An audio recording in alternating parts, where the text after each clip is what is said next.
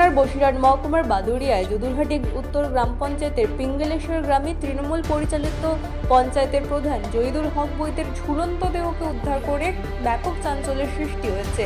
সোমবার সকালে তার নিজের বাড়ি থেকেই ঝুলন্ত দেহ উদ্ধার করা হয়। খবর পেয়ে ঘটনাস্থলে পৌঁছে বাদুড়িয়া থানার পুলিশ দেহ উদ্ধার করে ময়না তদন্তের জন্য পাঠানো হয়েছে। স্থানীয় সূত্রে জানা গিয়েছে, সম্প্রতি স্বচ্ছ ভারত মিশন প্রকল্পের আওতায় পঞ্চায়েতের জন্য বরাদ্দ হওয়া 12টি ব্যাটারি চালিত বর্জ্য সংগ্রহকারী টোটো নিয়ে বিতর্কের তৈরি হয়। অভিযোগ, কয়েক বছর আগে ধরে পাওয়া এই গাড়িগুলির মধ্যে একাংশেরই হদিশ মিলছিল না।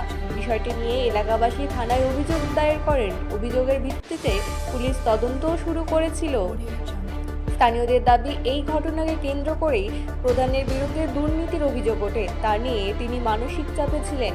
পরিবারের সদস্যদেরও দাবি, অভিযোগ এবং বিতর্কের জেরে তিনি দীর্ঘদিন ধরে অবসাদে ভুগছিলেন। তবে মৃত্যুর কারণ এখনো স্পষ্ট নয়। পুলিশ জানিয়েছে, একটি অস্বাভাবিক মৃত্যুর মামলায় রুজু করে ঘটনার তদন্ত সাধারণভাবে শুরু করা হয়েছে। ময়নাতদন্তের রিপোর্ট এবং তদন্তের ভিত্তিতেই মৃত্যুর প্রকৃত কারণ জানা যাবে। ব্যুরো রিপোর্ট, রাজধানী নিউজ নেটওয়ার্ক।